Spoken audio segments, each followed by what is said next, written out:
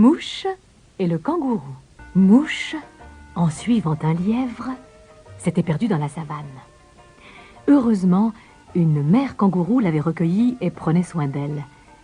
Elle cherchait l'ornithorynque qui devait aider Mouche à retrouver son chemin. « Comment est-il, cet ornithorynque ?» demanda Mouche à son ami. « Oh, c'est un drôle d'animal, » répondit le kangourou. « C'est un des plus vieux animaux d'Australie. On ne sait pas très bien si c'est un oiseau, un poisson ou quelque chose d'autre. D'ailleurs, personne ne s'intéresse beaucoup à lui dans la savane, sauf les humains. Ils n'arrêtent pas d'écrire des livres sur lui. » Mouche et le kangourou arrivèrent bientôt au bord d'un lac. À la surface de l'eau, ils aperçurent une forme noire. C'était un grand bec. Et ce bec appartenait à la créature la plus étrange que Mouche ait jamais vue. Petite, couverte de poils, avec une longue queue comme un castor et un bec comme celui d'un canard. En les entendant arriver, l'ornithorynque sortit de l'eau et leur dit « Avez-vous l'intention d'écrire un livre, vous aussi ? Moi qui n'aime que la tranquillité, on me dérange sans arrêt sous prétexte que je ne vis qu'en Australie et que j'existe depuis des milliers d'années. » Mouche essaya d'expliquer qu'elle cherchait son chemin. Mais l'ornithorynque bâillait d'ennui. Furieuse, elle cria « Mais enfin, il y a bien quelqu'un qui saurait me dire où est ma maison !» L'ornithorynque se décida alors à lui répondre. « Demandez à la bergeronnette.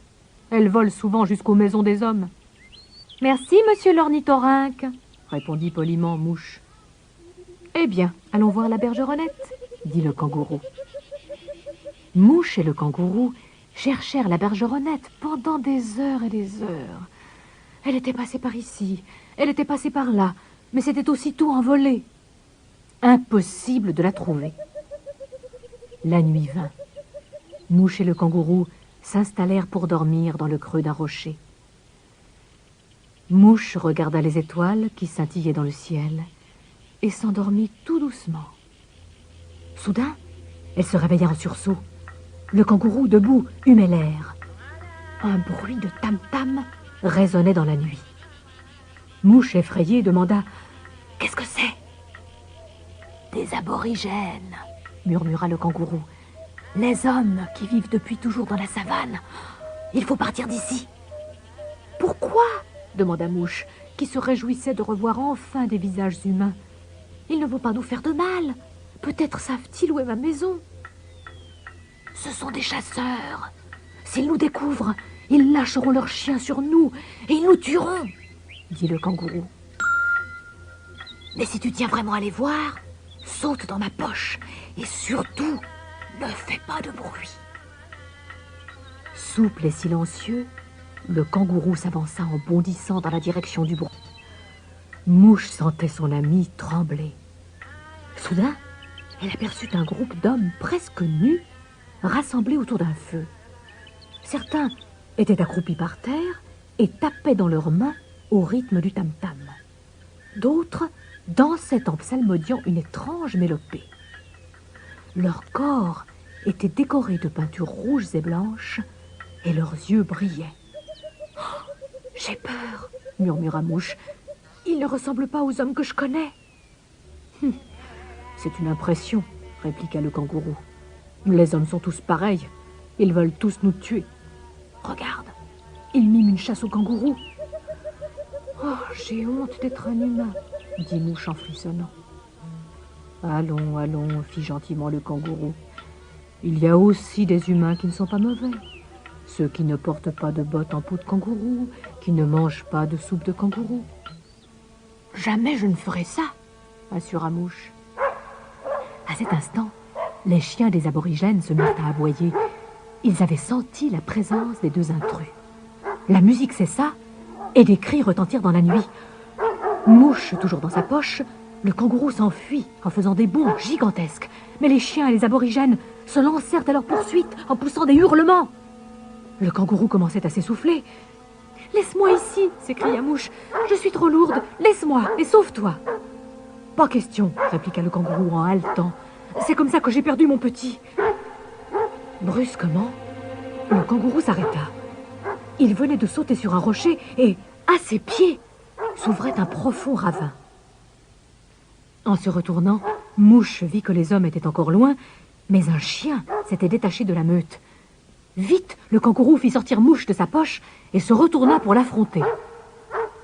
Le chien gronda en montrant les crocs et bondit sur le kangourou, qui le serra très fort entre ses pattes et le jeta par terre, mort. Mais les aborigènes étaient maintenant tout près. Le kangourou n'avait plus qu'un moyen de s'échapper, sauter par-dessus le ravin. Il remit Mouche dans sa poche et prit son élan. « Laisse-moi » cria Mouche, « tu ne... » Elle n'eut pas le temps de terminer sa phrase. Le vent siffla à ses oreilles et elle sentit qu'elle s'envolait. Le saut sembla durer une éternité. Enfin, le kangourou atterrit de l'autre côté, mais il perdit l'équilibre et s'écroula de tout son long, épuisé par cet effort prodigieux. Mouche se glissa hors de la poche du kangourou et caressa le museau de son ami en sanglotant. « Je ne veux pas que tu meures. Oh, mon cher kangourou, tu ne vas pas mourir, dis. » Le kangourou gémit faiblement. Soudain, une voix furieuse éclata. « Pourquoi est-ce que tu ne lui donnes pas un peu d'eau? Oh, les humains sont vraiment stupides !» Mouche se retourna et vit un oiseau brun perché sur de longues pattes. C'était un butor. « Parce qu'il n'y a pas d'eau, » répondit Mouche. « Pah, petite idiote !»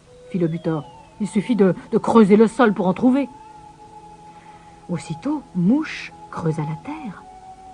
En un instant, le petit trou se remplit d'eau. Mouche la recueillit dans le creux de ses mains et en aspergea le museau de son ami. Le kangourou ouvrit les yeux. Oh, quel bonheur! Il était vivant. « C'est gentil de m'avoir donné un si bon conseil, » dit-elle au butor. Mais le butor, qui est un oiseau très mal élevé, lui fit une grimace avant de s'éloigner en se dandinant. Après avoir fait quelques pas, il se retourna et dit encore « Hé, oui, petite sotte, il y a une grotte bien sèche derrière l'eucalyptus. L'endroit idéal pour un kangourou et un petit humain stupide. »« Merci !» s'écria Mouche, tandis qu'elle aidait le kangourou à se relever. Elle songea qu'elle avait bien de la chance de rencontrer tant d'amis dans la savane. Bientôt, elle trouverait la bergeronnette qui lui indiquerait le chemin de sa maison.